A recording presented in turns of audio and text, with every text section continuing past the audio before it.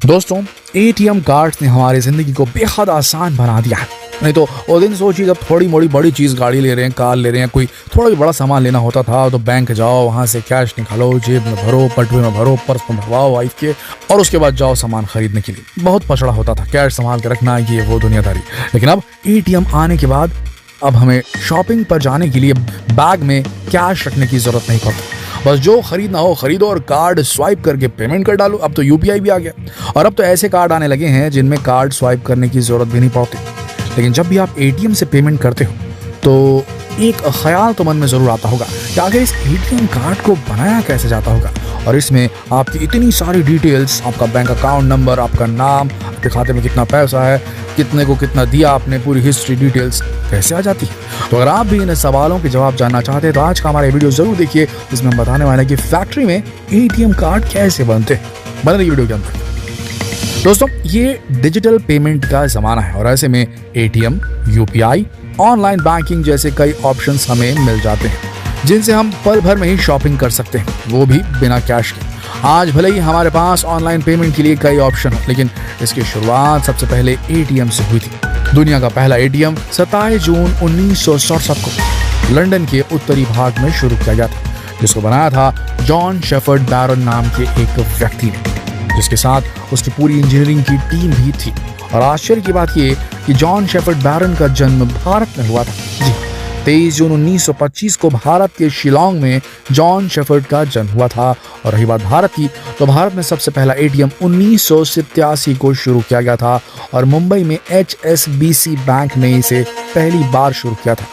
चलिए दोस्तों, अब ये जान लेते हैं कि फैक्ट्री में एटीएम को बनाया कैसे जाता है। तो चलिए आपको एक एटीएम फैक्ट्री की सैर पर ले चलते हैं। एटीएम कार्ड की फैक्ट्री की लोकेशन दोस्तों हमेशा टॉप सीक्रेट रखी जाती है, क्योंकि इसमें आपकी बहुत ही महत्वपूर्ण जानकारियां होती हैं।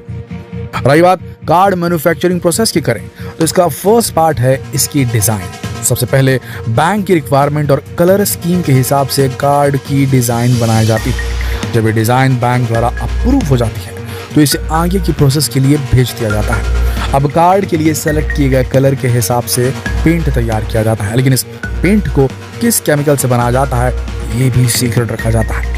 हाँ, बस इतना जरूर है कि इस पेंट को एक से ज्यादा इंग्रेडिएंट से मिलाकर बनाया जाता है और ये पूरा काम मशीनों से नहीं हाथों से किया जाता है। अब बारी आती है प्रिंटिंग की। इसके लिए कार्ड की पीवीसी यानी कि पॉलीविनाइल क्लोराइड शीट को प्रिंटिंग प्रेस में डाल दिया जाता है। इसके बाद व्हाइट कलर को मशीन में डाला जाता है, जिसकी वजह से मशीन के दूसरी तरफ एकदम व्हाइट कलर की शीट बाहर आती है और ये पूरी प्रोसेस सीसीटीवी कैमरे से मॉनिटर हो रही होती है, क्योंकि कार्ड में अगर थोड़ी सी भी गलती हो गई तो कार्ड को हैक करना आसान हो जाता है। इसलिए सिक्योरिटी का पूरा इंतजाम किया जाता है।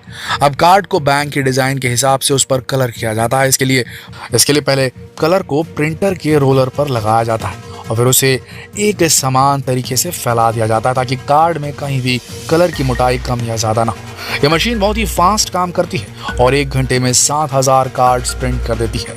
कार्ड की सिक्योरिटी के लिए इसमें कई सीक्रेट डिजाइन होते हैं जिन्हें भी ये प्रिंटर प्रिंट करता है। अब कार्ड को अच्छी तरह से चेक किया जाता है कि कहीं उसमें कोई गलती तो नहीं रह गई या सभी कार्ड एक जैसे हैं कि नहीं है, इस चीज के लिए भी चेक किया जाता है। और अब इन्हें अल्ट्रा वायलेट लाइट में चेक किया जाता है, जिससे इसमें छिपे हुए कई सीक्रेट प्रिंट चमकने लगते हैं। जब चेकिंग पूरी हो जाती है तब कार्ड को आगे की प्रोसेस के लिए भेज दिया जाता है।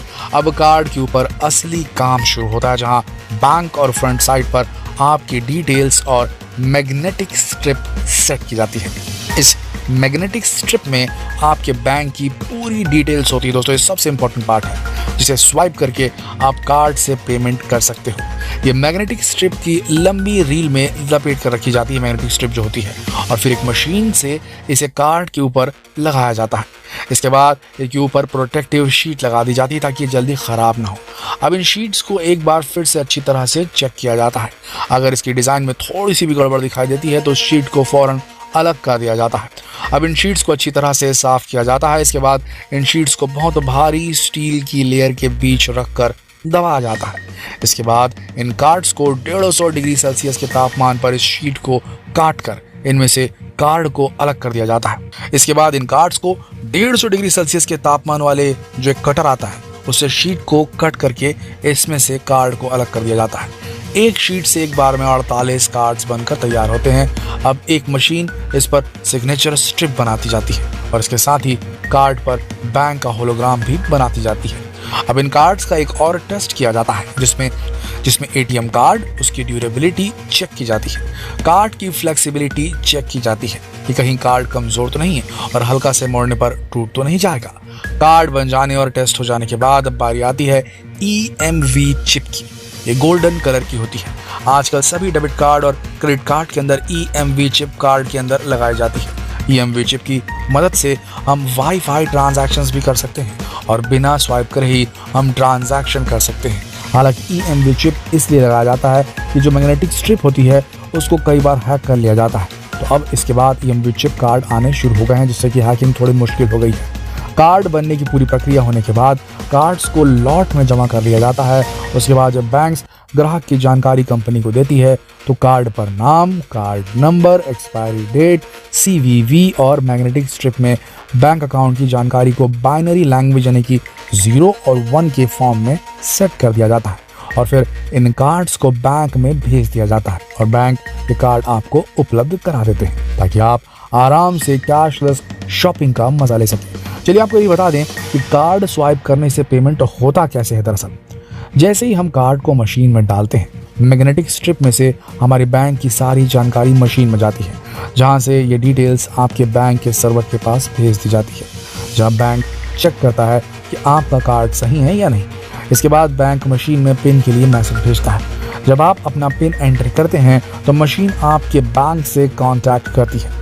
इसके बाद बैंक आपके अकाउंट में बैलेंस चेक करता है। अगर बैंक में पर्याप्त बैलेंस है तो बैंक का सर्वर रिसीवर के बैंक के सर्वर से कांटेक्ट करके उसे पैसे क्रेडिट करने का मैसेज देता है। अगर रिसीवर का बैंक पेमेंट एक्सेप्ट कर लेता है तो आपके पास पैसे डेबिट होने का मैसेज आ जाता है और इस तरह आपका ट्रांजैक्शन पूरा हो जाता है। दोस्तों, इंडिया के ज़्यादातर लोग अब डिजिटल ट्रांजैक्शन करना पसंद कर रहे हैं और सरकार भी यही चाहती है क्योंकि इसके लिए डिजिटल ट्रांजैक्शन को मॉनिटर करना बहुत आसान हो जाता है और इससे ब्लैक मनी को कंट्रोल करने में मदद भी मिलती है। दोस्तों, एटीएम के बारे में जानकारी आपको कैसी लगी हमें कमेंट में ज़रूर बताइएगा और वीडियो को अपने दोस्तों, सहपाठियों में, रिश्तेदारों में ज़रूर शेयर करें ताकि उन्हें भी ये जानकारी मिल सके कि फैक्ट्री में एटीएम कार्ड आखिर बनते हैं तो बनते कैसे। ठीक है दोस्तों, कल फिर मिलते हैं एक और दिलचस्प वीडियो में। तब तक के लिए आप सबका इस वीडियो के अंत तक बनने के लिए दिल से धन्यवाद।